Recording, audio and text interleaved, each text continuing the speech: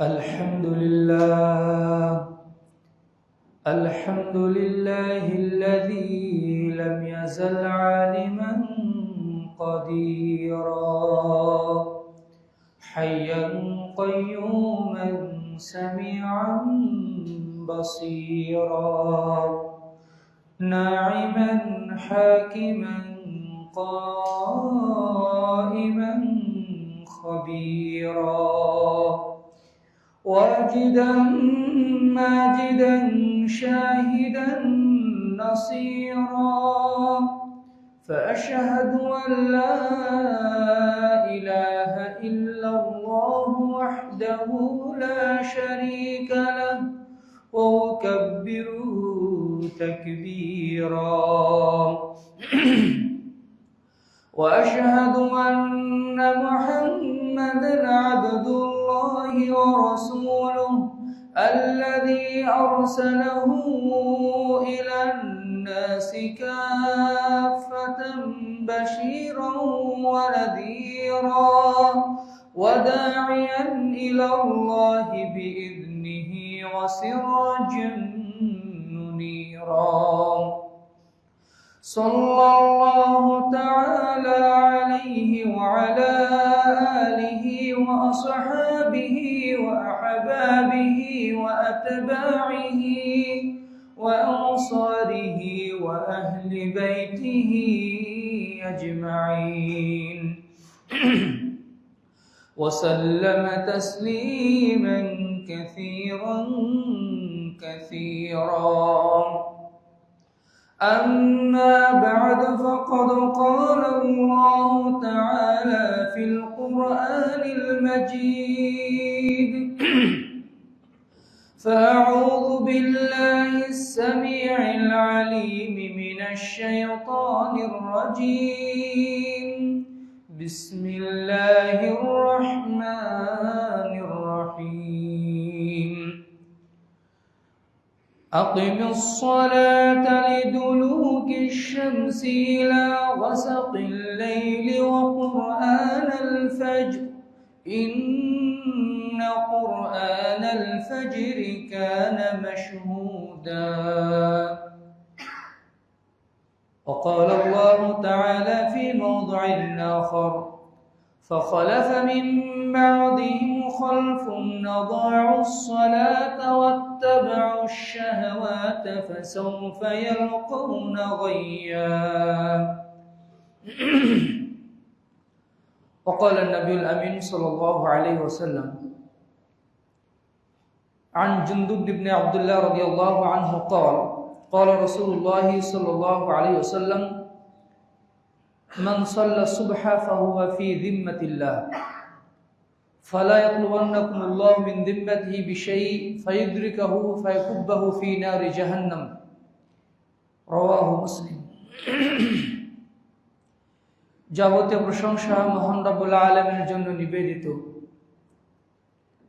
যে মহান রব্বুল আলামিন আমাদেরকে তার মেহমান হয়ে তারই ঘরে আজকের এই সাপ্তাহিক জুমার দিনে ঈদের দিনে আমাদেরকে তার মেহমান হয়ে এখানে সমবেত হওয়ার তৌফিক দান করেছেন সেই আল্লাহ পাকের শুকরিয়া আদায় করছি অন্তঃস্থল থেকে বলে আলহামদুলিল্লাহ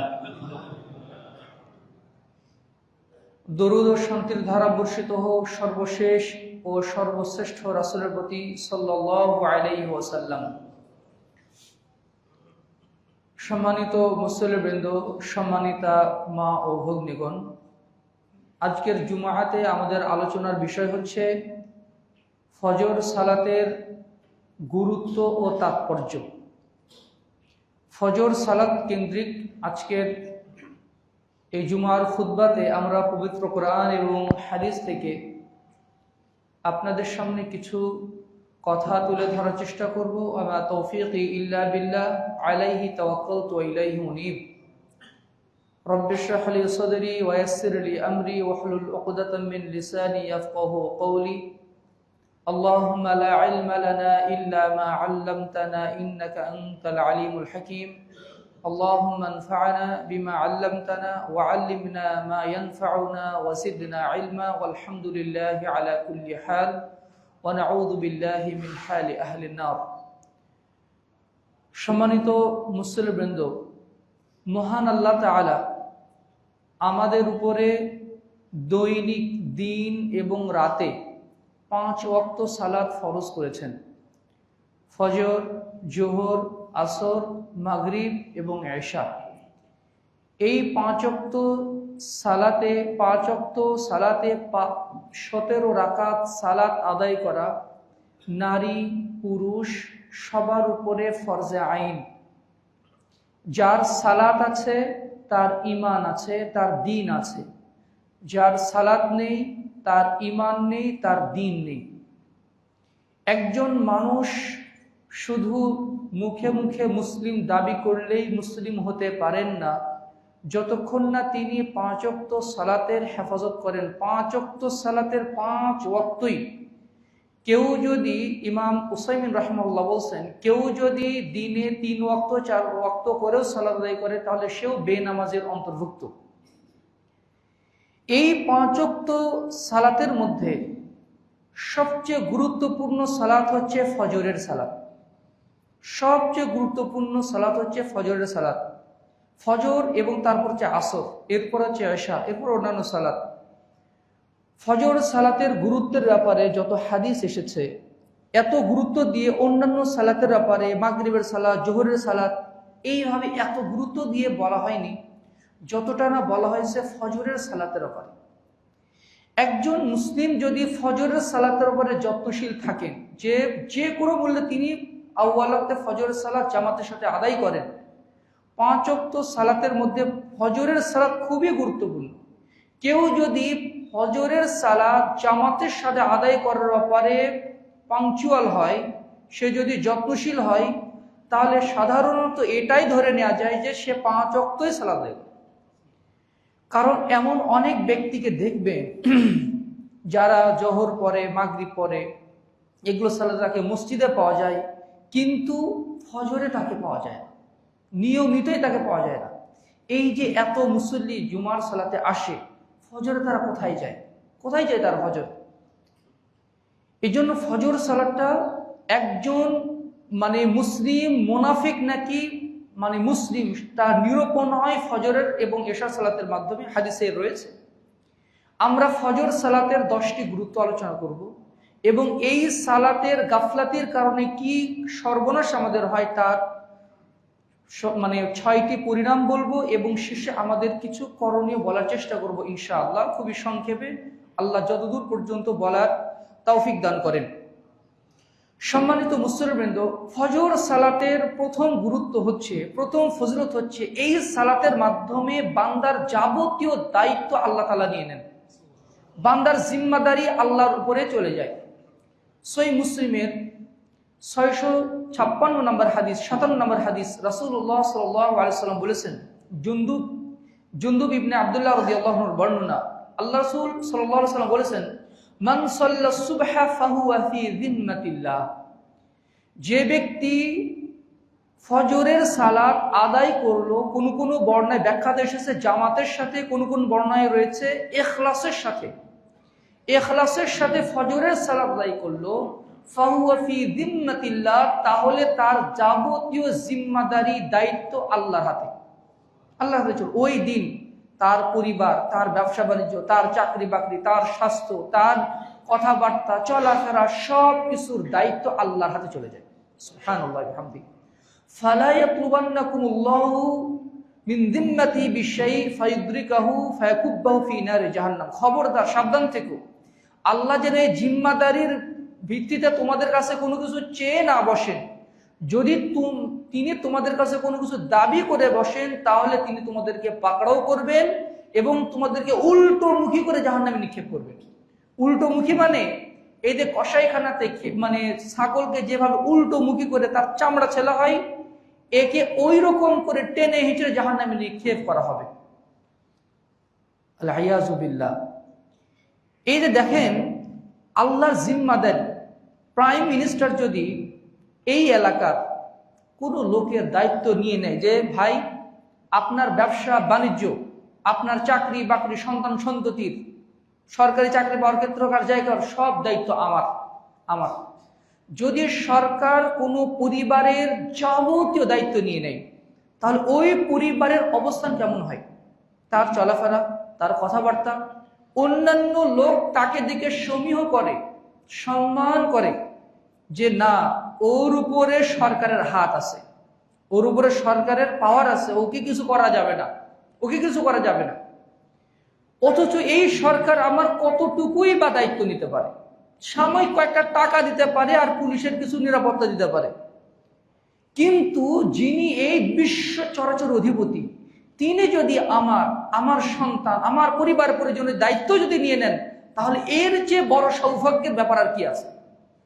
যে ফজরের সালাত আদায় করে না, তার দায়িত্ব আল্লাহ তাআলা নেন না, তার দায়িত্ব তার উপর সুপর্দ করা হয়।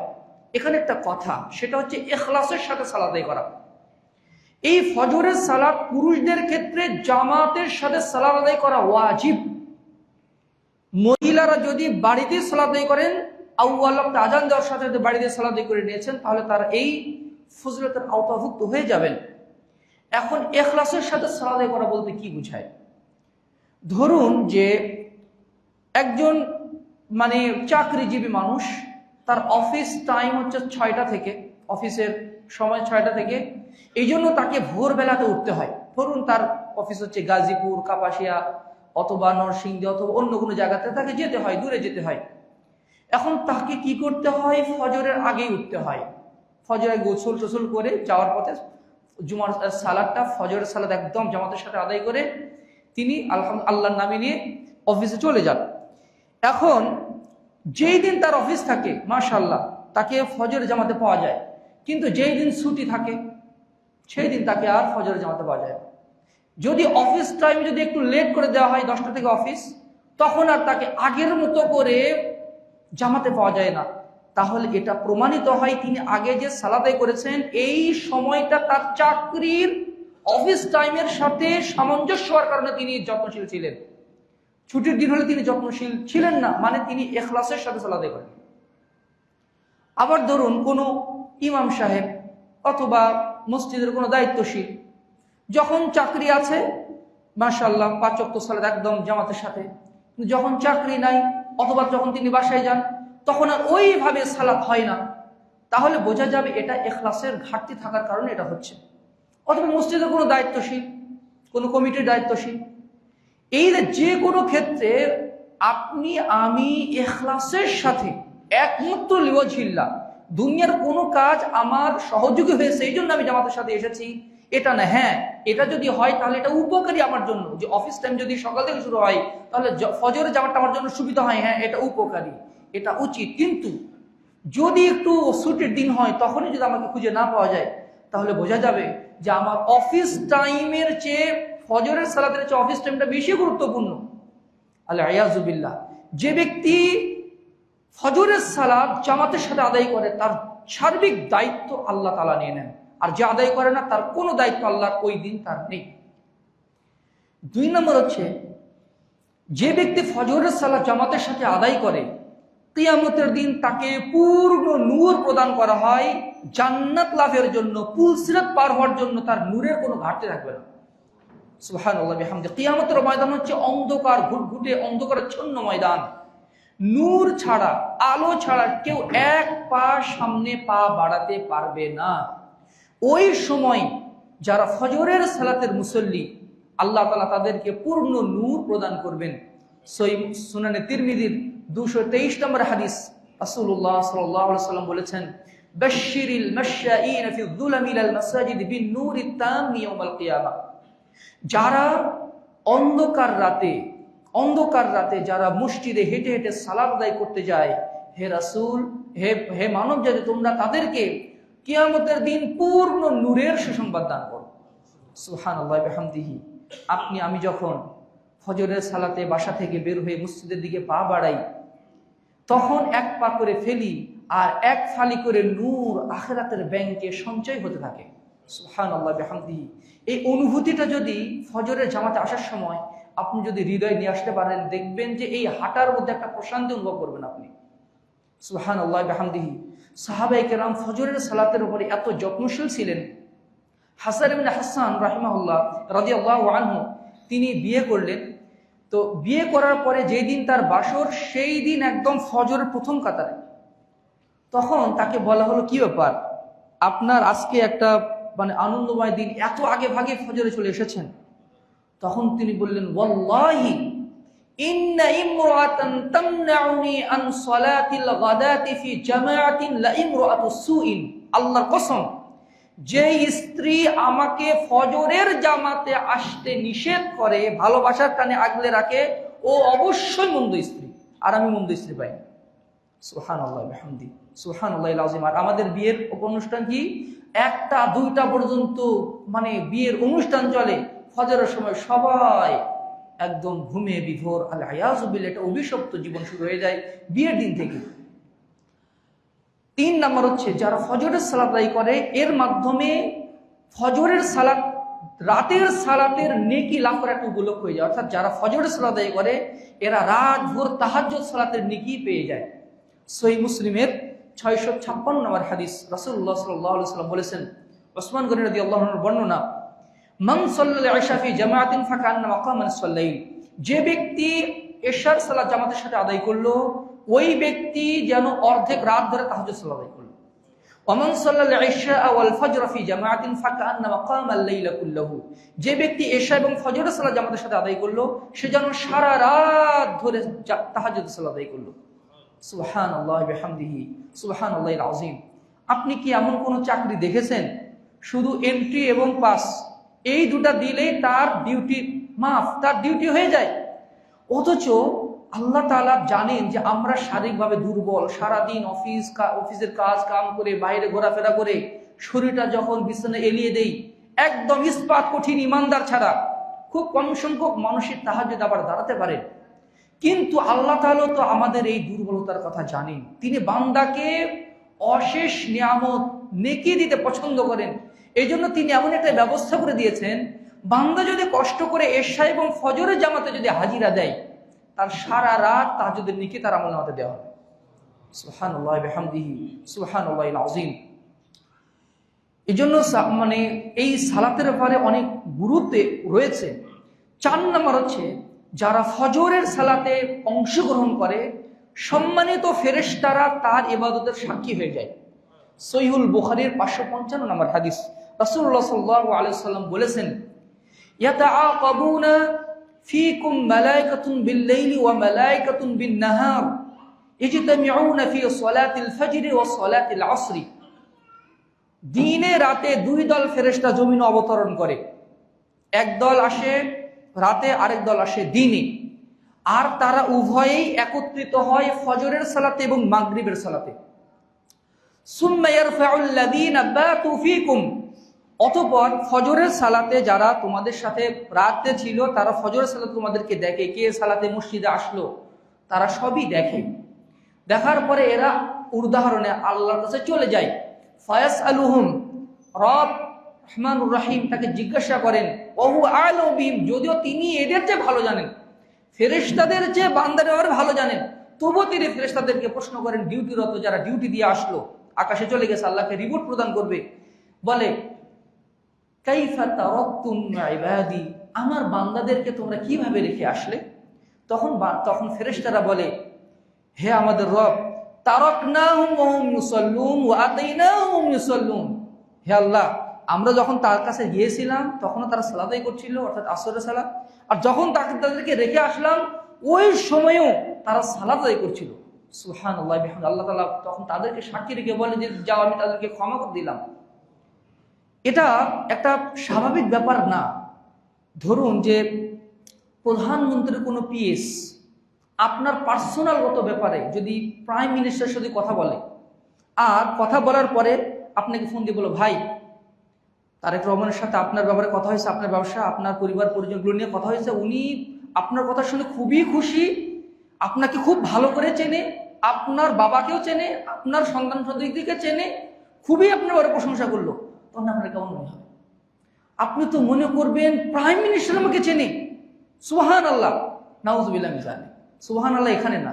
তো এই যে ব্যাপারগুলো, রহমানুর রহিম যখন আমার প্রশংসা যখন করা হয় সারা বিশ্বের অধিপতির কাছে, তখন বান্দার মর্যাদা হু হু করে বেড়ে যায়। এই জন্য আল্লাহ তাআলা সূরা বানী ইসরাঈলের ৭৮ নম্বর আয়াতে বলছেন, আকিমিস সালাতা লিদুলুকিশ শামসি ইলা গাসাকিল লাইলি ওয়া কুরআনাল ফজর ইন্না কুরআনাল ফজরি কানা মাশহুদা। আকিমিস সালাতা লিদুলুকিশ শামস, সূর্য ঢলে পড়ার পরে তোমরা সালাত কায়েম করো, সালাত আদায় করো। এখানে যে কথাটা বলা আছে, ইন্না কুরআনাল ফাজরি কানা মাশহুদা, নিশ্চয়ই ফজরের কোরআনে উপস্থিত থাকা হয়। এখানে বোঝানো হয়েছে ফজরের কোরআন বলতে ফজরের সালাত, ফজরের সালাতকে বিশেষভাবে বলা হয়েছে। ফজরের সালাতে ফেরেশতাগণ সাক্ষী হয়ে থাকেন যে এরা সালাত আদায়কারী। যদি আমি ফজরের জামাতে যদি মসজিদে হাজিরা দিতে না পারি, তাহলে আল্লাহর কাছে আমার কোনো সাক্ষ্য নেই ফেরেশতাদের। এই জন্য এই সালাতের ব্যাপারে যত্নশীল হওয়া উচিত। 5 নম্বর ফজিলত হচ্ছে ফজরের সালাতের। এই সালাতের মাধ্যমে 5 ওয়াক্ত সালাতের মাধ্যমে, বিশেষ করে ফজরের সালাতের একটা উপলক্ষ তৈরি হয় যে এই সালাতের মাধ্যমে হজ ওমরার নেকি পাওয়া যায়। সুবহানাল্লাহ বিহামদি। কত মুসলিম আছেন মক্কাকে, কাবা ঘরকে একটু সামনাসামনি দেখার শখ, একটু স্পর্শ করার শখ, টিভির স্ক্রিনে অথবা ফোনের স্ক্রিনে দেখে তারা চোখের পানি ফেলেন। সামর্থ্য থাকলে হয়তো হজে যেতেন অথবা ওমরাতে যেতেন, কিন্তু সামর্থ্য নেই, এই জন্য যাওয়া হচ্ছে না। রহমান রহিম তিনি আমাদের জন্য এমন ব্যবস্থা করেছেন যে একজন মুমিন বান্দা দৈনিক হজ ওমরার নেকি লাভ করতে পারেন। হজ করতে কত লক্ষ লক্ষ টাকা লাগে, ওমরা করতে কত টাকা খরচ হয়ে যায়। রাসূলুল্লাহ সাল্লাল্লাহু আলাইহি ওয়াসাল্লাম বলেছেন, সুনানে আবু দাউদের 558 নম্বর হাদিস, মান খারাজা মিন বাইতিহি মুতাহহিরান ইলা সালাতিন মাকতুবাতিন ফাআজরুহু কাআজরিল হাজ্জিল মুহরিম। যে ব্যক্তি বাড়িতে ওযু করে পবিত্র হয়ে ফরজ সালাত আদায়ের উদ্দেশ্যে মসজিদের দিকে আগমন করে, মসজিদের সালাত আদায় করে বাড়িতে ফিরে যাওয়া পর্যন্ত সে পূর্ণ একটা ইহরাম পরিহিত হাজী সাহেবের মতো মর্যাদাবান থাকে। আল্লাহর মেহমানদের কি একটা মর্যাদা! হজে গেলে যখন বলা হয় আনতুম যুয়ুফুল্লাহ, আপনারা হচ্ছে আল্লাহর মেহমান, তখন শুনতেই ভালো লাগে যে আল্লাহর মেহমান ইহরাম পরিহিত অবস্থায় হাজী সাহেবদেরকে দেখলে একটা আলাদা একটা শ্রদ্ধা কাজ করে। হজ ক্যাম্পে যখন হাজী সাহেবরা যায়, মানে ইহরাম পরিচয়, তখন তাদের বিরুদ্ধে একটা আলাদা শ্রদ্ধা কাজ করে। আল্লাহর কাছে অবশ্যই তারা সম্মানিত, তার আল্লাহর ঘরে জিয়ারতকারী। আল্লাহ সাল্লাল্লাহু আলাইহি ওয়াসাল্লাম বলছেন, যখন বান্দা ফরজ সালাতের উদ্দেশ্যে মসজিদে আসে তখন হয়ে যায় তারা যায়রুল্লাহ, তার আল্লাহর জিয়ারতকারী। ওয়া হাক্কুন আলাল মাজুরি আন ইউকরিমাজ যায়ির, আর আল্লাহ হয়ে যান মেজবান, আর তার দায়িত্ব হয়ে যায় তার মেহমানদেরকে সম্মানিত করা। প্রত্যেক দৈনিক 5 বার পূর্ণাঙ্গ হজের নেকি লাভ করার সুযোগ আল্লাহ 5 ওয়াক্ত সালাতের মধ্যে দিয়েছেন। অনুরূপ ভাবে ফজরের সালাতে একটু এক্সট্রা বেশি দিয়েছেন। ফজরের সালাতের আরেকটু উপলক্ষ তৈরি করে দিয়েছেন। যেমন সুনানে তিরমিজির 586 নম্বর হাদিস, রাসূলুল্লাহ সাল্লাল্লাহু আলাইহি ওয়াসাল্লাম ইরশাদ করেছেন, মান সাল্লাল গাদাতা ফি জামাআতিন সুম্মা ক্বাদা ইয়াযকুরুল্লাহ হাত্তা তাতলুআশ শামস। যে ব্যক্তি ফজরের সালাত জামাতের সাথে আদায় করবে অথবা ওখানে বসে বসে মুসল্লাতে বসে তাসবিহ তাহলিল করবে, জিকির আজকার করবে, কোরআন তেলাওয়াত করবে, হাত্তা তাতলুআশ শামস, অথবা সূর্য উঠে যাবে, সূর্য উঠে যাওয়ার পরে 15-20 মিনিট পরে সে 2 রাকাত সালাত আদায় করবে, কানা লাহু কাআজরি হাজ্জাতিন ওয়া উমরাতিন তাম্মাতিন তাম্মাতিন তাম্মাতিন। ওই ব্যক্তি পূর্ণ একটি হজের নেকি পাবে, পূর্ণ একটি উমরার নেকি পেয়ে যাবে। সুবহানাল্লাহি ওয়া বিহামদিহি সুবহানাল্লাহিল আযীম। মা বোনেরা যদি বাড়িতে এই আমলটা করেন, আজান হয়ে গেল, জায়নামাজে পড়ে মানে সালাতটা আদায় করলেন, জায়নামাজে বসে তাসবিহ তাহলিল করলেন, জিকির আজকার করতে থাকলেন ফজর পড়তে মানে সূর্য উদিত হওয়া পর্যন্ত, তাহলে একই সাথে যেন সন্দেহের লেশ মাত্র না থাকে। এই জন্য আল্লাহ রাসূল 3 বার করে বলছেন, পূর্ণাঙ্গ একটি হজ, পূর্ণাঙ্গ একটি হজ, পূর্ণাঙ্গ একটি হজ, পূর্ণাঙ্গ একটি উমরা, পূর্ণাঙ্গ একটি উমরা, পূর্ণাঙ্গ একটি উমরা। সুবহানাল্লাহ বিহামদিহি। এটা কিন্তু ফজর সালাতকে উপলক্ষ করে। সুবহানাল্লাহ বিহামদিহি। আল্লাহ তাআলা আমাদেরকে এই সালাতে যত্নশীল হওয়ার তৌফিক দান করুন। প্রত্যেকদিন না পারলে সপ্তাহে 2 দিন 3 দিন করেও করা যায়। আল্লাহ রাসূল সাল্লাল্লাহু আলাইহি ওয়াসাল্লাম যখন ফজরের সালাত আদায় করতেন, তিনি সূর্য উদিত না হাত্তা তাতলুআশ শামসু হাসানান, সূর্য ভালোভাবে উদিত না হওয়া পর্যন্ত তিনি ওখান থেকে উঠতেন না। আল্লাহ তাআলা আমাদেরকে তৌফিক দান করুন। 6 নম্বর ফজিলত হচ্ছে ফজরের সালাতে, এই সালাতের মাধ্যমে জান্নাতের সুসংবাদ রয়েছে, জান্নাতের সংবাদ রয়েছে। সহিহুল বুখারীর হাদিস 574 নম্বর হাদিস, রাসূলুল্লাহ সাল্লাল্লাহু আলাইহি ওয়াসাল্লাম বলেছেন, মান সাল্লাল বারদাইনি দাখালাল জান্নাহ, যে ব্যক্তি 2 ঠান্ডার সালাত আদায় করবে ও ব্যক্তি জান্নাতে যাবে। 2 ঠান্ডার সালাত মানে ফজরের সালাত এবং আসরের সালাত। আপনি এমন কাউকে পাবেন না যারা আসর এবং ফজর এই 2টা সালাতে মসজিদে হাজির থাকে আর অন্যান্য সালাতে গাফেল থাকে, এইরকম আপনি পাবেন না। যারা অন্তত এই 2 ওয়াক্ত সালাতে জামাতে আসে, মানে তারা 5 ওয়াক্ত সালাতের উপরে যত্নশীল হয়, আলহামদুলিল্লাহ। যাদের মধ্যে এই বৈশিষ্ট্য আছে এরা জান্নাতে যাবে। আল্লাহ রাসূল তাদেরকে জান্নাতে সুসংবাদ দান করেছেন। সুবহানাল্লাহি ওয়া বিহামদিহি, সুবহানাল্লাহিল আযীম। 7 নম্বর হচ্ছে, যারা ফজর সালাতের উপরে যত্নশীল হয় তারা কিয়ামতের দিন আল্লাহ তাআলাকে স্বচক্ষে দেখতে পাবে। এর যে জান্নাত লাভের চেয়েও বড় সৌভাগ্যের ব্যাপার হচ্ছে আল্লাহকে স্বচক্ষে দেখতে পারা। একজন প্রিয় মানুষকে স্বচক্ষে দেখার জন্য মানুষ কতই না কাঠখড়ি কুড়ায়। নেতা আসবে, আগে থেকে 1 ঘন্টা আগে থেকে রাস্তায় কর্মী বাহিনী মানে সেখানে উপস্থিত। নেতা আসার সাথে সাথে একটা সেলফি মানে জানান দেয় যে আমিও নেতার সাথে আমার কিন্তু সাক্ষাৎ হয়েছে। এই দেশ সামান্য 1 পলক দেখা বা 1 ঝলক সাক্ষাৎ, এর জন্য যারা বিশেষ করে রাজনীতি করেন তারা কর্মীরা কত মানে কাঠখড়ি কুড়ায়। রাত 1টা নাই, 2টা নাই, আর ফজর নাই, তারা কিন্তু সাক্ষাৎ দেয়। অথচ যারা আল্লাহর বান্দা, যারা আল্লাহর প্রিয় বান্দা, তার আল্লাহর সাক্ষাৎ লাভের জন্য সালাতগুলোতে হাজিরা দেয়। রাসূলুল্লাহ সাল্লাল্লাহু আলাইহি ওয়াসাল্লাম একদিন তিনি বসে আছেন সাহাবায়ে কেরামের সাথে। একদম রাতের বেলা, আকাশে কোনো মেঘ নেই, একদম মেঘলুপ্ত আকাশ, জলজল করে চাঁদ দেখা যাচ্ছে। আল্লাহ সাহাবায়ে কেরামকে বললেন, ইন্নাকুম সাতারাউনা রাব্বাকুম কামা তারাউনা হাযাল কমার লা তুদামুনা ফি রু'য়াতিহি। তোমরা কিয়ামতের দিন আল্লাহকে ওইভাবেই দেখতে পাবে যেভাবে তোমরা এই চাঁদকে দেখতে পাচ্ছ। দেখতে কোনো অসুবিধা হচ্ছে না তোমাদের, এইভাবে তোমরা কিয়ামতের দিন আল্লাহকে স্বচক্ষে দেখতে পাবে। এটা আহলুস সুন্নাহ ওয়াল জামাতের আকীদা, আহলে হাদিসের আকীদা যে কিয়ামতের দিন আল্লাহকে দেখা যাবে। মুতাজিলারা এটা বিশ্বাস করে না। কোরআন অসংখ্য আয়াত রয়েছে। সুতরাং যদি তোমরা এটা চাও, আল্লাহকে স্বচক্ষে যদি দেখতে চাও, যদি তোমরা এটা চাও, তাহলে তোমরা ফজর এবং মাগরিবের সালাতের ব্যাপারে যত্নশীল থাকো। এই ব্যাপারে যেন কখনো গাফলাতি করো না। সুবহানাল্লাহি ওয়া বিহামদিহি। ফজর এবং আসরের সালাতের ব্যাপারে গাফলাতি করা মানে আল্লাহকে দেখার সৌভাগ্যটা হারিয়ে যাওয়া। আল্লাহকে দেখার সৌভাগ্য থেকে নিজেকে হারিয়ে যাওয়া মানে নিজেকেই বঞ্চিত করে ফেলা। আল্লাহ তাআলা আমাদেরকে তৌফিক দান করুন। জান্নাত লাভের চেয়েও বা জান্নাত পাওয়ার পরেও বান্দা মানে একটা শূন্যতা বিরাজ করবে যে কি যেন পাওয়া হয়নি, কি যেন এখনো পাইনি। আর সেটাই হচ্ছেন রব্বুল আলামিনের সাক্ষাৎ। সুবহানাল্লাহি ওয়া বিহামদিহি, সুবহানাল্লাহিল আযীম। এরপরে 8 নম্বর হচ্ছে ফজরের সালাতের পূর্বে 2 রাকাত সুন্নাত সালাত দুনিয়া এবং তার মধ্যকার সকল কিছুর চাইতে উত্তম। আল্লাহ সাল্লাল্লাহু আলাইহি ওয়াসাল্লাম বলেছেন সহিহ মুসলিমের হাদিস, রাকাতুল ফজরি খায়রুম মিনাদ দুনিয়া ওয়া ফিহা। ফজর সালাতের পূর্বের 2 রাকাত সুন্নাত সালাতের মর্যাদা, দাম দুনিয়া এবং তার মধ্যকার সকল কিছুর চাইতে উত্তম। সুবহানাল্লাহি ওয়া বিহামদিহি।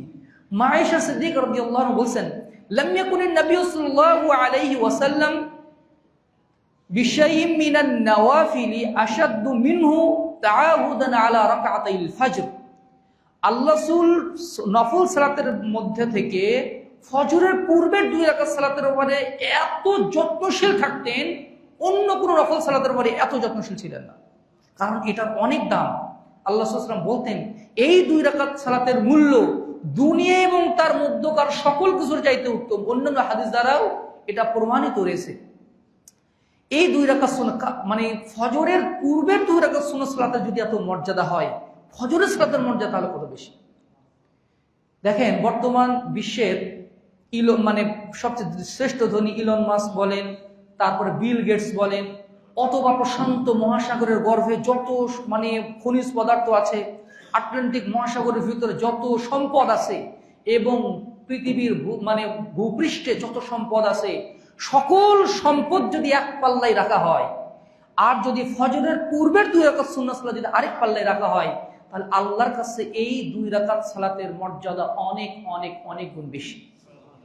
মানে আমরা ফজরের সালাত মিস করছি, মানে দুনিয়া এবং তার মধ্যকার লক্ষ কোটি কোটি টাকার সম্পত্তি আমরা হাতছাড়া করে ফেলছি। এত সম্পত্তি অন্যান্য ব্যাখ্যাতে ফুকাহায়ে কেরাম বলেছেন, এর অর্থ হচ্ছে এত সম্পদ আল্লাহর পথে দান করলে যে নেকি পাওয়া যায়, ফজরের পূর্বের 2 রাকাত সুন্নাত সালাত আদায় করলে তার চেয়ে বেশি নেকি পাওয়া যায়। কেউ কি 1 কোটি 2 কোটি 5 কোটি টাকা দান করার সামর্থ্য কয়জন ব্যক্তির আছে?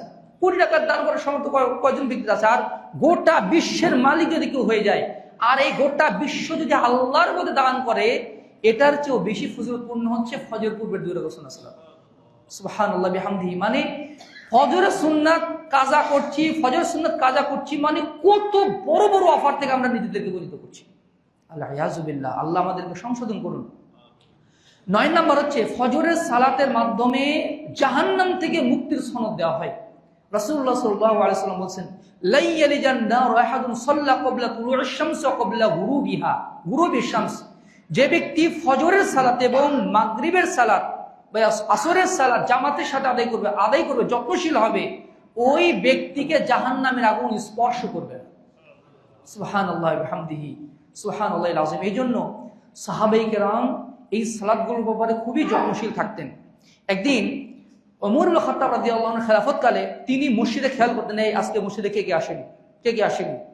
যখনই দেখতেন যে কেউ আসেনি, সাথে তার বাড়িতে চলে যেতেন, যে কি অবস্থা, এ মুনাফিক হয়ে গেল নাকি, এর কোনো সর্বনাশ হয়ে গেল নাকি, অথবা অন্য কোনো কি অবস্থা তিনি দেখতেন। একবার সুলাইমান ইবনে হাসমা নামে একজন মুসল্লি, তিনি মসজিদে গায়রা হাজির, ফজরের জামাতে তিনি নেই। ওমর ফারুক রাদিয়াল্লাহু আনহু একদম সরাসরি বাড়িতে চলে গেছে। বাড়িতে গিয়ে ফজরের পরেই বাড়িতে গিয়ে তার মায়ের সাথে দেখা, কি ব্যাপার, সুলাইমানকে মসজিদে দেখলাম না, খবর কি, ওর কি হয়েছে? তখন তার মা বলছে, সারা রাত তাহাজ্জুদ পড়ে শেষ রাতে একটু ক্লান্ত হয়ে গেছে, ক্লান্ত হয়ে সে ঘুমিয়ে পড়েছে। তখন উমর রাদিয়াল্লাহু আনহু কড়া একটা ধমক দিয়ে বললেন, লা আশহাদু ইন্নী লা আন আশহাদা ফি সালাতি সুবহি আহাব্বু ইলাইয়া আন আকুমা লাইলাতান। সারা রাত ধরে তাহাজ্জুদ পড়ার চেয়ে আমার কাছে প্রিয় হচ্ছে ফজরের জামাতে হাজির থাকা। সুবহানাল্লাহ বিহামদিহি। অনেক সময় হয় কি, রাত ভোর মাহফিল, 12টা 1টা পর্যন্ত মাহফিল করার পরে যখন ঘুমিয়ে যায়, বক্তা শ্রোতা কাউকে আর মুসল্লি খুঁজে পাওয়া যায় না, মসজিদে জামাতের সাথে সালাত করতে মানে খুঁজে পাওয়া যায় না। মানে নফল নিয়ে এত ব্যতিব্যস্ত যে ফজরের কোনো হুঁশ নেই। রমাদানের ভিতরে কিয়ামুল লাইলে মসজিদ ভরা মুসল্লি, ফজরের সময় গিয়ে সাহারি খেয়ে আর শরীর চলে না, তখন আর মানে মসজিদে আসে না। এটা কিন্তু হওয়া উচিত নয়। সারা রাত ধরে তাহাজ্জুদ সালাত, এমনকি লাইলাতুল কদরের সালাতের চেয়ে ফজিলতপূর্ণ সালাত হচ্ছে ফজরের সালাত। এই জন্য এই ব্যাপারে মানে কখনোই গাফিল হওয়া উচিত নয়। 10 নম্বরে বলবো, এই সালাতের মাধ্যমে বরকত লাভ হয়। বরকত, আখিরাতের বরকত, দুনিয়ার বরকত, উভয়টাই। সাখার আল গামিরি নামে একজন সাহাবী ছিলেন, সুনানে আবু দাউদের 2606 নম্বর হাদিস। তিনি বলছেন যে রাসূলুল্লাহ সাল্লাল্লাহু আলাইহি ওয়াসাল্লাম দোয়া করেছেন যে, আল্লাহুম্মা বারিক লি উম্মতি ফি বুকুরিহা, হে আল্লাহ, আমার বান্দাদের সকালের কাজে আপনি বরকত দান করুন। সকাল মানে ফজরের সময়, মানে ফজরের মানে ওয়াক্ত যখন থেকে শুরু হয় এবং সূর্য ওঠা পর্যন্ত, এই সময়ের কাজে আপনি বরকত দান, অথবা সূর্য ওঠার পরেও হতে পারে। হে আল্লাহ, আপনি আমার উম্মতের সকালের কাজে বরকত দান করুন। ওয়াকার নবী সাল্লাল্লাহু আলাইহি ওয়াসাল্লাম ইযা বা'সা সারিয়াতান আও জাইশান বা'সাহুম মিন আউয়ালিন নাহার। আল্লাহ যখন কোনো সৈন্য দল পাঠাতেন অথবা কোনো প্রতিনিধি দল কোথাও পাঠাতেন, একদম ফজরের পরে তারা পাঠাতেন, ফজরের পরে পাঠাতেন। ওয়াকানা সাখার আল গামিদি রাজুলান তাজিরান, আর সাখার আল গামিদ রাদিয়াল্লাহু আনহু ছিলেন একজন ব্যবসায়ী মানুষ। ওয়াকানা ইয়াবআসু তিজারাতাহু মিন আউয়ালিন নাহার, তিনি দিনের প্রথম অংশে তার তেজারতি শুরু করতেন, তার ব্যবসা পণ্য তিনি পাঠিয়ে দিতেন। ফাআসরা ওয়া কাসরা মালুহু, ফলে তিনি অঢেল সম্পত্তির মালিক হয়ে গিয়েছিলেন এবং তার সম্পদ অনেক বেড়ে গিয়েছিল। সুবহানাল্লাহ বিহামদিহি। এটা হচ্ছে সকালের বরকত। এই জন্য সাহাবায়ে কেরাম সকালবেলা ঘুমানোকে অপছন্দ করতেন। আব্দুল্লাহ ইবনে আব্বাস রাদিয়াল্লাহু আনহু একদিন দেখলেন ফজরের পর তার ছেলে ঘুমাচ্ছে, পা দিয়ে তার ছেলেকে ডেকে দেয়, এই কুম কুম, ওঠো ওঠো। আতানামু ফিস সাআতি আল্লাতী তুকসামু ফীহিল আরযাক, তুমি কি এমন সময় ঘুমাচ্ছ যে সময় বরকত বন্টন হয়? এই সময় ঘুমাচ্ছ? ওঠো ওঠো, তাড়াতাড়ি উঠে যাও। মা আয়েশা সিদ্দিকা রাদিয়াল্লাহু আনহা রমাদানের দিনেও সূর্য উদিত হওয়ার আগ পর্যন্ত তিনি কখনোই ঘুমাতেন না, কখনোই ঘুমাতেন না। আর আমরা মানে আমাদের দিন শুরু হয় তো ফজরের পরে, যারা ফজর পড়ি তাদের ক্ষেত্রে গাফলাতি হয়ে যায় যে ফজরের পরেই খালি কোনো মতে ফজরটা পরেই গিয়ে দিলাম ঘুম 8টা 9টা 10টা থেকে, তারপর ব্যবসা দোকান খুললাম, অফিস খুললাম। অথচ মুসলিমদের লাইফ স্টাইল এমনকি আমাদের যে অফিস আওয়ার, এটাও পাশ্চাত্য সংস্কৃতি থেকে ধার করা। একজন মুসলিমের ব্যবসায়িক কাজ, অফিসিয়াল কাজ শুরু হবে ফজরের পর থেকে। ফজর থেকে নিয়ে জহর পর্যন্ত অফিস শেষ, জহর পর থেকে সে ফ্রি, বিকালবেলা সে সামাজিক কাজ করবে। কিন্তু অধিকাংশ ক্ষেত্রে আমাদের এই জীবনটা অভিশপ্ত হয়েছে অন্যতম আমাদের এই লাইফ স্টাইলগুলোর কারণে। আপনি খেয়াল করে দেখবেন যে আপনি যদি কোন ব্যবসায়ীকে দেখেন যে উঠতেই পারছে না, এই ঝামেলা, ঋণের বোঝা, সেই সমস্যা, মানে তারপরে কেউ পারিবারিকভাবে ঝামেলার মধ্যে আছে, কেউ ব্যক্তিগতভাবে ঝামেলার মধ্যে আছে, আপনি তার লাইফ স্টাইল গভীরভাবে লক্ষ্য করে দেখেন, ফজরের সময়কে কাজে লাগানোর ব্যাপারে তিনি মারাত্মকভাবে গাফেল, মারাত্মকভাবে গাফেল। বর্তমান বিশ্বের উন্নত যে রাষ্ট্রগুলো আছে তারা তাদের সময় শুরু বা দিন শুরু করে ফজরের পর থেকে। এমনকি এর উপরে কত ওয়েবসাইট আছে যে কিভাবে ফজর মানে ভোরে ওঠার ব্যাপারে তাদেরকে মোটিভেট করা যায়। অথচ মুসলিম যুবকেরা যেই 1400 বছর আগে আল্লাহ রাসূল আমাদেরকে লাইফ স্টাইল শিখালেন, ওটা আমরা করছি না। আপনার যদি কোনো কাস্টমার নাও থাকে, ফজরের পর থেকে আপনি দোকান শুরু করে দিন, অথবা আপনি ব্যবসা শুরু করে দিন, অথবা মানে জিকির আজকার মাধ্যমে। রাসূল সাল্লাল্লাহু আলাইহি সাল্লাম এর সকল জিকির আজকার করতেন, কোরআন তেলাওয়াত করতেন। আউজাঈ রাহিমাহুল্লাহ তিনি সূর্য ওঠার আগ পর্যন্ত কারোর সাথে কোনো দুনিয়াবি কথা বলতেন না, আর আমরা ফজর সালাত করেই মসজিদের থেকে বের হয়ে ঢুকলাম ফেসবুকে, ঢুকলাম মানে ইউটিউবে, কোথায় কি হলো, ইন্ডিয়াতে কি আন্দোলন চলতেছে, হ্যাঁ ঠিক আছে খবর জানলাম, ওটা সমস্যা নেই, কিন্তু বরকতময় সময়ে অকাজে যেন নষ্ট হয়ে না যায়, এই ব্যাপারে আমাদেরকে অবশ্যই লক্ষ্য রাখা উচিত। আল্লাহ তাআলা আমাদেরকে ভোর থেকে সকাল শুরু করার মানে তৌফিক দান করুন। হ্যাঁ, যদি একান্তই ঘুমাতে হয়, যদি একান্তই সফরের কারণে, অসুস্থতার কারণে হলে সেটা ভিন্ন কথা, কিন্তু সফরের কারণে যদি ঘুমাতে যদি মানে প্রয়োজন হয়, অন্তত সূর্য উদিত হওয়ার পরে ঘুমানো উচিত। কারণ যে সময় বরকত বন্টিত হয় ওই সময় গাফেল থাকলে বরকতটা হাতছাড়া হয়ে যেতে পারে। ইমাম ইবনে কাইয়িম রাহিমাহুল্লাহ বলতেন, যারা ফজরের পরে বা যার ফজরের ব্যাপারে যারা অলস, আল্লাহ তাআলা তাদের রিজিক থেকে বরকত উঠিয়ে নেন। উরওয়া ইবনে জুবাইর রাহিমাহুল্লাহ, জুবাইর ইবনে আওয়াম জলিলুল কদর সাহাবী, জান্নাতের সুসংবাদপ্রাপ্ত সাহাবী, তার ছেলে উরওয়া রাদিয়াল্লাহু রাহিমাহুল্লাহ তিনি বলেন, ফাইন্নী লা আসমাউ বির-রাজুলি ইয়াতাসাব্বাহু ফাআসহাদু ফীহি, আমি যদি জানতে পারি ওই লোকটা ফজর পর ঘুমায়, ওর ব্যাপারে আমার অনাগ্রহ তৈরি হয়ে যায়, এই লোকটার ভিতরে কোনো বরকত নাই, না আছে দুনিয়ার বরকত, না আছে দিনের বরকত, দুনিয়ার বরকত নাই, দিনের বরকত নাই। আচ্ছা, যারা ফজর না পড়ে ঘুমায় তাদের কি অবস্থা হবে? সুতরাং আমরা যদি চাই দুনিয়ার টাকা পয়সারও বরকত হোক, পরিবারেরও বরকত হোক, তাহলে অবশ্যই ফজরের ব্যাপারে যত্নশীল হতে হবে। আর যারা আখিরাতের বরকত চাই তাদেরকেও ফজরের উপরে যত্নশীল হওয়া কর্তব্য। এইবার আসুন যে ফজরের সালাতের ব্যাপারে গাফলাতি করলে কি ক্ষতি। প্রথম ক্ষতি হচ্ছে নামটা মুনাফিকের খাতায় উঠে যাবে। রাসূলুল্লাহ সাল্লাল্লাহু আলাইহি ওয়াসাল্লাম বলেছেন, লাইসা সালাতু নাসতুলু আলাল মুনাফিকিনা মিনাল ফজর ওয়াল ইশা ওয়ালাউ ইয়ালাবুনা মা ফীহিমা লাআতাউহুমা ওয়ালাউ হাবওয়া। মুনাফিকরা যদি জানতো ফজরের সালাত এবং এশার সালাতে হাজির হলে আমার কত লাভ, দুনিয়ার লাভ, ব্যবসার লাভ, আখিরাতের লাভ, জান্নাত পাওয়ার ক্ষেত্রে লাভ, অথবা এই দুই সালাতে হাজির না হলে আমার কত সর্বনাশ হয়ে যাবে, এই মুনাফিকরা যদি এটা জানতো, লাআতাউহুমা ওয়ালাউ হাবওয়া, তাহলে তারা হামাগুড়ি দিয়ে হলেও জামাতে এসে হাজির হয়ে যেত। একজন আপনি আমি যদি দেখতে চাই যে আসলে আমার ঈমান ঠিক আছে কিনা, আমি মুনাফিক কিনা, মুনাফিকটা এখন লেখা থাকবে না। যদি আমি যদি যাচাই করতে চাই, তাহলে নিজেকে দেখুন যে ফজর এবং এশাতে আপনি নিয়মিত হাজিরা দিতে পারছেন কিনা। যদি হাজিরা দিতে আমরা পারি তাহলে মোটামুটি ইমানের ব্যাপারে কিছুটা মানে নিশ্চিন্ত হওয়া যায়। আর যদি দেখা যায় যে না ফজরে উঠতে পারছি না, এই অফিস বন্ধ করতে করতে আর বাইরে ঘোরাফেরা করতে করতে এশাটা মিস, বাইরে গিয়ে সালাতে উঠছে এশাটা, যদি এশার জামাত মিস হয়ে যাচ্ছে, এইরকম যদি হয় তাহলে তাকে অবশ্যই নিজের ব্যাপারে একটা কাঁপুনি অনুভব করা উচিত, নিজেকে ঝাঁকুনি দেওয়া উচিত। তার লাইফস্টাইল সুন্দর না, তার খাতা, তার নাম মুনাফিকের খাতায় হয়তো অলরেডি উঠে গেছে। আব্দুল্লাহ ইবনে মাসউদ রাদিয়াল্লাহু আনহু বলতেন, খবরদার জামাতের সাথে সালাত আদায় মিস করো না। লাকাদ রাআইনা, আমরা দেখেছি রাসূল সাল্লাল্লাহু আলাইহি ওয়াসাল্লামের যুগে মা ইয়াতাখাল্লাফু আনহা ইল্লা মুনাফিকুন মা'লুমুন বিন নিফাক, একদম পাক্কা মুনাফিক ছাড়া কেউ ফজর এবং এশা থেকে কেউ গাফেল থাকতো না। একদম পাক্কা যারা মানে মুনাফিক, এরাই শুধু গাফেল থাকতো। আর আমাদের সময় আমরা দেখতাম একজন বান্দা, ইন্নার রাজুলা ইউহাদা বাইনা রাজুলাইনি হাত্তা ইউকামা ফিস সাফি, একজন লোক একা একা হাঁটতে পারতো না, এত অসুস্থ, মুনাফিকের খাতায় যেন নাম না ওঠে, এই জন্য দুইজনের কাঁধে ভর করে তারা জামাতে এসে হাজির হতেন। সুবহানাল্লাহ বিহামদিহি।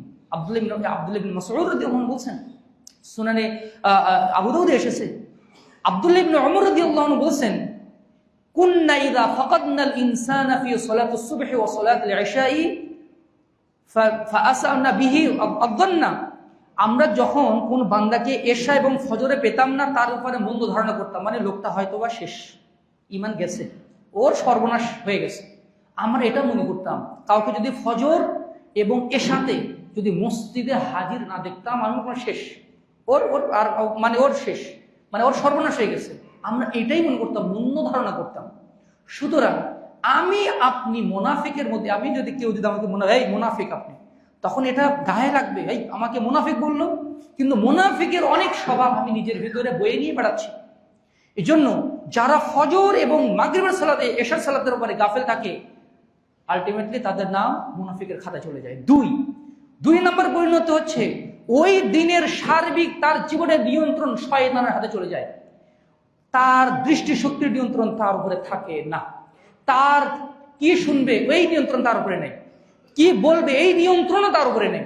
যারা ফজরের সালাতের ব্যাপারে গাফলাতি করে, সহিহুল বুখারীর হাদিস 1142 নম্বর হাদিস, আল্লাহ সাল্লাল্লাহু আলাইহি ওয়াসাল্লাম বলেছেন, প্রত্যেক রাতে শয়তান মানে মানুষের মানে মাথার উপরে 3টা গিট দেয়, ইয়াকিদুশ শাইতানু আলা কাফিয়াতি রাসি আহাদিকুম ইয হুয়া নামা, যখন রাতের বেলা শেষ রাতের দিকে সেইটা চাপড়াতে থাকে, আলাইকা লাইলুন তাবিল ফারকুত, এই আরেকটু ঘুমাও, আজকে রাতে একটু দেরিতে ঘুমাইছো না, একটু অ্যালার্মটা স্নুজ বাটনে চিকলে করে আর একটু 5 মিনিট ঘুমাও, আর 5 মিনিট, আবার একটু বেজে আর 5 মিনিট, এই 5 মিনিট করতে করতে শেষ, ফজর জামাত শেষ, ধর পর করে উঠে সূর্য ওঠার আগে কোনো মতে সালাত আদায় করে দিলাম।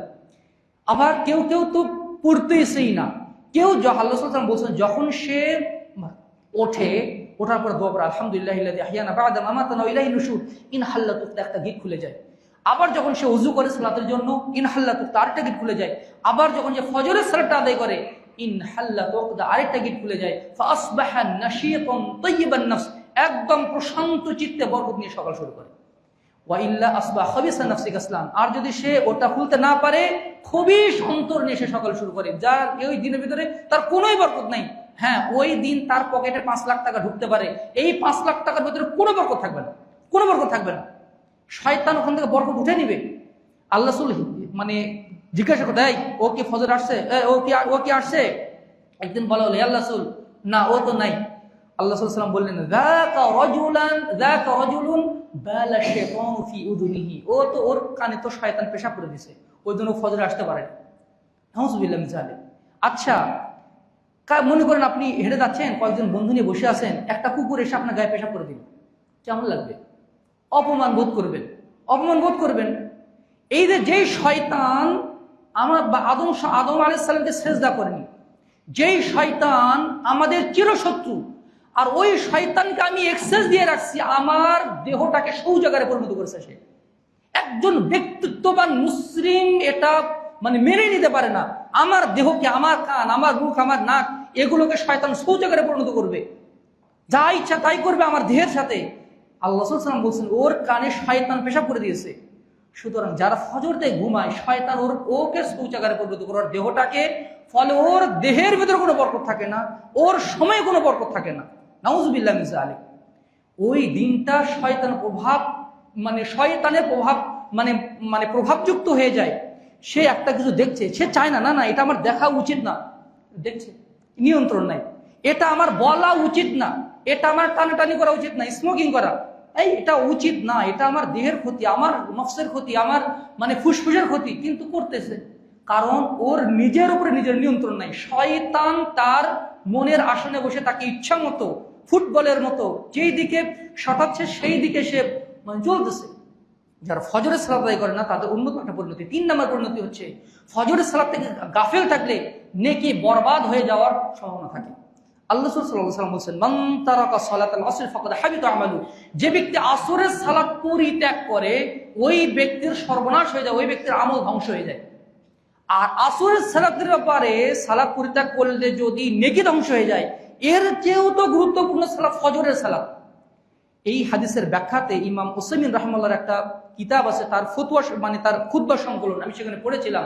তিনি বলছেন, আচ্ছা ধরুন একজন লোক, মনে করেন আপনার 5 তলা একটা বিল্ডিং আছে, আপনার যত আত্মীয় স্বজন সবাই আজকে এই বাড়িতে দাওয়াত, আপনার জীবনের যত ক্যাশ ক্যাপিটাল, যত টাকা পয়সা আপনি ইনকাম করেছেন সবই আপনার এই বাড়িতে আছে, আর আপনি একটা প্রয়োজনে একটু বাসায় মানে বাজারে এসেছেন, মেলা দিয়াতে এসেছেন, আর এরই মধ্যে একটা ভূমিকম্প হয়ে একদম আপনার স্ত্রী, পরিবার পরিজন, সন্তান সন্ততি, টাকা পয়সা, জীবনের যত অবলম্বন সব একসাথে ধসে গেল। এই লোকটার কি অবস্থা হবে? ওর হার্ট যদি দুর্বল হয় ওখানে হার্ট অ্যাটাক। ইসমাইল রাহমাতুল্লাহ বলছেন, এই লোকটার যতটা না ক্ষতি হলো, মানে তার সম্পদ, পরিবার পরিজন চলে গিয়ে যতটা না ক্ষতি হলো, যে সালাত পরিত্যাগ করলো, আসরের সালাত, ফজরের সালাত, ওর চেয়েও বড় সর্বনাশ হলো এই লোকের যে সালাত পরিত্যাগ করলো, এর আরো বড় সর্বনাশ হয়ে গেছে। সুবহানাল্লাহ বিহামদিহি সুবহানাল্লাহিল আযীম। 5 নম্বর পরিণতি হচ্ছে এর মাধ্যমে বান্দার দুনিয়াকে যে প্রাধান্য দিয়েছে তার আলামত ফুটে ওঠে। ঘুমানো হচ্ছে দুনিয়াবি কাজ, সালাত আদায় করা হচ্ছে আখিরাতের কাজ। যে ব্যক্তি সালাতের চেয়ে ঘুমকে বেশি প্রাধান্য দেয় ওই ব্যক্তি দুনিয়ার জিন্দেগিকেই প্রাধান্য দিয়েছে।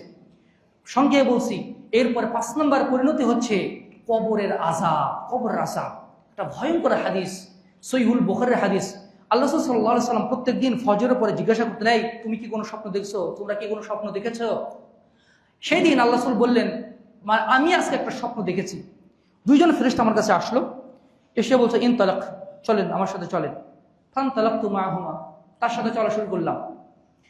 তো গিয়েই দেখি যে একজন লোক উপর হয়ে শুয়ে আছে, আর তার পাশে আরেকজন লোক বড় একটা পাথর নিয়ে দাঁড়িয়ে আছে। ওই পাথর দিয়ে ওই লোকের মাথাতে মারছে, মাথা একদম ফেটে চৌচির হয়ে যাচ্ছে, চিৎকার করছে। ওই পাথরটা দূরে সরে যাচ্ছে, ওই পাথরটা নিতে যাচ্ছে, নিতে যেতে যেতেই এই লোকের মাথা আবার ভালো হয়ে যাচ্ছে, আবার আসছে, এসে আবার মাথাটাকে ফেটে দিচ্ছে, চৌচির করে দিচ্ছে, ও আবার বিকট আকারে চিৎকার করছে। তখন আমি অবাক হয়ে বললাম, এটা কিন্তু অনেক বড় হাদিস। আমি অবাক হয়ে মানে ফেরেশতারা বলে, আরে এরা কারা? এদের এই ভয়ঙ্কর অবস্থা কেন? তখন ফেরেশতারা বললেন, ইন্নাহু রাজুলুন ইয়াখুযুল কুরআন ফায়ারফুদুহু, এরা হচ্ছে ওই সমস্ত লোক যারা কোরআন শিখেছিল কিন্তু কোরআনকে পরিত্যাগ করেছে। ওয়ায়ানামু আনিস সালাতিল মাকতুবাতি, ফরজ সালাত আদায় না করে ঘুমিয়ে থাকতো। নাউযুবিল্লাহি মিন যালিক। আপনি আমি যখন ফজরের সালাত আদায় না করে ঘুমিয়ে থাকছি, তখন এই মাথাটা যেন ওই পাথরের আঘাতের জন্য প্রস্তুত করছে। আপনি কল্পনা করেন তো, একটা অ্যাক্সিডেন্ট যদি হয়, কারো মাথা একদম থেতলে গেছে, কেমন লাগবে আপনার? ওই মাথাটা আপনার নিজের মাথা হিসেবে কল্পনা করে দেখুন। এখানে তো অ্যাক্সিডেন্ট হিসেবে মারাই গেছে, ওখানে তো মারা যাবে না, মারা যাওয়ার কোনো কাহিনী নাই। মরার পর থেকে নিয়ে একবারে ইসরাফিলের সিংহার ফুৎকার দেওয়া পর্যন্ত এই মাথা চূর্ণ হওয়া, এই শাস্তি দেওয়া হতে থাকবে যারা ফরজ সালাত আদায় না করে ঘুমিয়ে থাকে। সুতরাং যখন আমাদের বেশি ঘুম আসবে, এই হাদিসটা যেন আমরা একটু মাথায় রাখি, যে আমার মাথাটা আমি ওই পাথরের মারার জন্য উপযোগী করছি। এই যে মিডফোর্ডে আমি এটা মাঝে মাঝে বলি যে একটা মানে কিছুদিন আগে মার্ডার হয়ে গিয়েছিল, যে পাথর দিয়ে তাকে কিভাবে মারা হচ্ছে, এটা কত নারক এবং পৈশাচিক মানে একটা বিষয় হিসেবে আখ্যায়িত হয়েছে, অথচ এর চেয়েও তো বড় শাস্তি আমাকে দেওয়া হবে। সুবহানাল্লাহ বিহামদিহি সুবহানাল্লাহিল আযীম। 6 নম্বর হচ্ছে জাহান্নামের দুঃসংবাদ দেওয়া হয়েছে যারা ফজর সালাতের উপরে গাফিল থাকে। আপনি কল্পনা করতে পারেন, আল্লাহ রাসূল সাল্লাল্লাহু আলাইহি ওয়াসাল্লাম একদিন ফজর বললেন, লাকাদ হামামতু আন আমুরাল মুআযযিনা ফায়াউমুন নাস, আমার মনে হয় যে আমি মুয়াজ্জিনকে বলি, এই মুয়াজ্জিন সাহেব মানে ইমামতি করেন, আরেকজনকে বলি তুমি ইকামত দাও, সুম্মা আখুযু শুআলাম মিন নার, আমি একটা আগুনের মানে লাকড়ি নেই, একটা মানে মশাল নেই, ওয়াহাররিকু আলা মান লা ইয়াখরুজু ইলা সালাতি বাদু, এবং যারা এখনো জামাতে আসেনি এর ঘর বাড়িগুলো আমি জ্বালিয়ে দিই, আমার এটা মন চাই কবি। আল্লাহ রাসূল এটা করেননি, কারণ ওখানে নারী ঘুমায়, ওখানে শিশুরা ঘুমায়, যারা মসজিদে সালাতের আদায়ের ব্যাপারে যাদের ম্যান্ডেটরি করা হয়নি। এই যে দেখেন আল্লাহ রাসূল এত খেপে গিয়েছেন, মূলত এটা যে তারা ভয়াবহ ধরনের একটা অপরাধ করেছে, এই কারণে আল্লাহ রাসূল এত খেপে গিয়েছেন। অথচ তিনি তার উপরে জালেমকারীকে তিনি ক্ষমা করে দিতেন, তিনি কতই না দয়ালু ছিলেন। আল্লাহ তাআলা বলছেন, ফাখালাফা মিন বা'দিহিম খালফুন আযাউস সালাতা ওয়াত্তাবাউশ শাহাওয়াতা ফাসাউফা ইয়ালকুনা গায়্যা, এরপরে আসলে এক অথর্ব জাতি, যারা সালাতকে বিনষ্ট করলো, যারা প্রবৃত্তির অনুসরণ করলো, এরা গায়্যা নামক একটা উপত্যকায়, জাহান্নামের উপত্যকায় তারা নিক্ষিপ্ত হবে, যারা সালাতকে বিনষ্ট করে ফেলে। আব্দুল্লাহ ইবনে আব্বাস রাদিয়াল্লাহু আনহু বলছেন, গায়্যান হচ্ছে জাহান্নামের একটি উপত্যকা, এত ভয়ঙ্কর উপত্যকা যেখান থেকে জাহান্নাম, অন্যান্য জাহান্নাম ওই উপত্যকাতে আল্লাহর কাছে আশ্রয় চায়, আল্লাহ ওর ধারে কাছে আমাকে দিয়েন না, আমি শেষ হয়ে যাব। আর ওই গায়্যান নামক উপত্যকায় নিক্ষেপ করা হবে যারা সালাতকে নষ্ট করে দেয়। আল্লাহ ইয়াউযুবিল্লাহ। এই যে সাহাবায়ে কেরাম সালাতের উপরে কত যত্নশীল, তুস্তার বিজয় যখন হয় আল্লাহ সাল্লাল্লাহু আলাইহি ওয়াসাল্লাম মৃত্যুর পরে, তুস্তার বিজয়ের দিনে পারস্যের একটা শহর, 1.5 লক্ষ পারসিক সৈন্যের বিপক্ষে 30,000 মুসলিম আবু মুসা আশআরীর নেতৃত্বে ওই দুর্গটা দখল করা হয়েছিল 1.5 বছর ধরে। তারা প্রত্যেকদিন সকালবেলা অভিযান করতেন, যেই দিন বিজয় দেয় আল্লাহ তাআলা, সেই দিন ফজরের সময় যুদ্ধ শুরু হয়ে যায়। আল্লাহ রাসূলের নিয়মই ছিল ফজরের পর যুদ্ধ শুরু করা, এবং মুসলিম আপনি ইতিহাস পড়ে দেখেন সবাই তাদের যুদ্ধ শুরু করতেন ফজরের পর থেকে। তো যখন যুদ্ধ শুরু হয়ে যায়, যুদ্ধ শুরু হওয়ার পরে আলহামদুলিল্লাহ আল্লাহ তাআলা বিজয় দান করেন, এত তুমুল সংঘর্ষ হয়, সাহাবায়ে কেরাম ওই যুদ্ধের মধ্যে সালাত করতেও ভুলে যান। যুদ্ধ চলাকালীন অবস্থাতেও সালাতে কিন্তু মাফ নাই, ওই অবস্থাতে সালাতে করতে হয়। তো ওই সময় বিজয় চলে আসার পরে সাহাবায়ে কেরাম দেখলেন যে আরে ফজর তো মিস, এরপর ফজর সালাত তারা আদায় করলেন। এই বিজয়ের দিনে সবার মুখে হাসি, কিন্তু আনাস ইবনে মালিক রাদিয়াল্লাহু আনহু আল্লাহ রাসূলের 10 বছরের খাদেম, তিনি এক কর্নারে বসে কান্নাকাটি করছেন। তাকে গিয়ে বলা হলো, আরে এই বিজয়ের দিনে আপনি কান্না করছেন, চোখের পানি ফেলছেন, কারণ কি? তখন তিনি বললেন, আমার তো ফজর মিস হয়ে গেছে। কিসের তুস্তা? আমার তো ফজর মিস হয়ে গেছে। যদিও তার ওজোর ছিল, ওজোর অবশ্যই ছিল, ওজোর ছিল, কিন্তু তার ওই দিনে ফজর মিস হয়েছে। সহিহুল বুখারীতে এসেছে, তাআলিকে ইমাম বুখারী রাহিমাহুল্লাহ দিয়েছেন, তিনি বলতেন, মা ইয়াসুরুনি বিতিলকা সালাতা দুনিয়া মা ফিহা, আমার যে ওই হারানো ফজরটা, আমার যে ফজরটা হারিয়ে গেছে, এর বিনিময়ে যদি আমার সারা দুনিয়াও যদি দেওয়া হয়, আমি এত সন্তুষ্ট হব না। আমার এর চেয়েও বড় কিছু হারিয়ে গেছে ওই দিন। সুবহানাল্লাহ বিহামদিহি সুবহানাল্লাহিল আযীম। আইনা নাহনু মিন হাউলাই, তারা কোথায় আর আমরা কোথায়? আমরা বিজয়ের স্বপ্ন দেখি, ফজরে তো আসার মতো মুজাহাদা তো আমরা করতে পারি না। তাহলে আমাদের করণীয় কি? করণীয় কয়েকটি বলবো। প্রথমে আগে ভাগে ঘুমানোর লাইফস্টাইল শুরু করতে হবে।